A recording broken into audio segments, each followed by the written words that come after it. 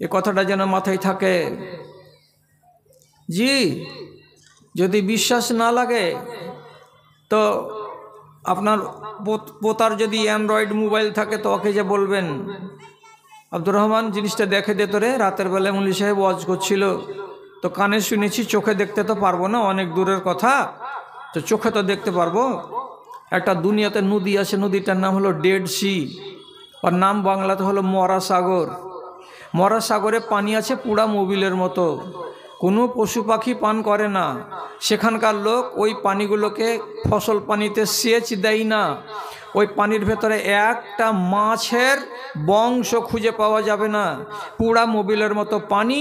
কোথায়? তো dead C আছে কোথায়? সৌদি আরবের উত্তর দিকে একটা দেশ আছে, তার নাম হলো জর্ডন। এই জর্ডন দেশের ভেতরে আছে ওই এলাকাটা বা ঝিলটা বা ওই বিলটা। কেন এমন হলো? লম্বা করে লাভ হবে না, আপনারা লম্বা ওয়াজ শুনতে পারবেন না। এগুলো লম্বা ওয়াজ শুনবে মুর্শিদাবাদের লোক এবং ঝাড়খণ্ডের লোক, আপনি শর্ট ওয়াজ শুনেন। কেন এমন হলো? ওইখানে একটা নবী এসেছিলেন, তার নাম লুত।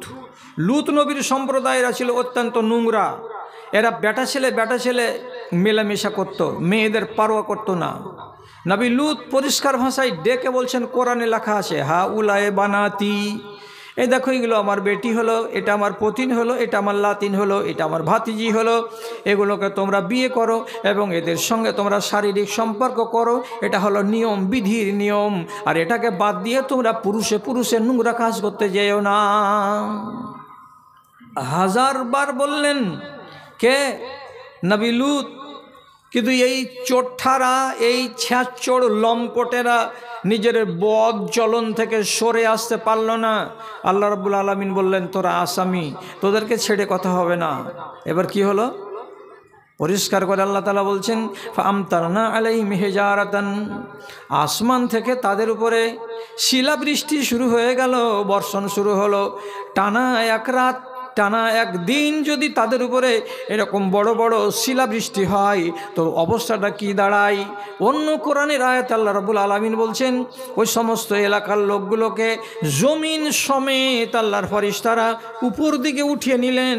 আর নেয়ার পরে উপরে নিয়ে গিয়ে জমিনটাকে এরকম করে উপুড় করে দিয়ে সেই জায়গাতে ফেলে দিলেন।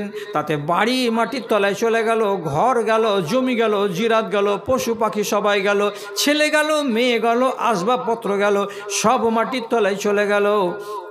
এবং জোরের সাথে উপর দিক থেকে যখন ওই মাটির খণ্ডটা, গোটা দেশটা ওইখানে ধাপাস করে যখন পড়ল, সঙ্গে সঙ্গে জায়গাটা ডোবা হয়ে গেল।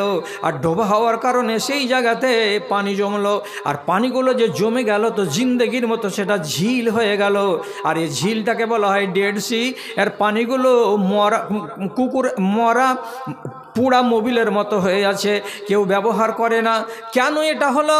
আল্লাহ রাব্বুল আলামিন বলছেন, সারা জাহানের মানুষকে আমি শিক্ষা দেওয়ার জন্য এটা করলাম। দেখো রে দেখো, এই এলাকার লোকেরা এরা সবাই ছিল আসামির দল, তাদেরকে আমি মাটির তলায় ভরে দিয়েছি এবং ওই জায়গাটাকে জিন্দগির মতো মানুষের কাছে আমি চিহ্ন হিসাবে রেখে দিয়েছি। এই জায়গাটা হলো পাপের জায়গা, এই জায়গাটা হলো অভিশপ্ত জায়গা। এই জন্য এখানকার নদীতে, এইখানকার ঝিলটাতে তার পানিগুলো পরিষ্কার নয়। সারা দুনিয়ার মানুষ তোমরা দেখো এবং জ্ঞান করো, বেশি যদি বাড়াবাড়ি করো তো আযাব আসবেই আসবে।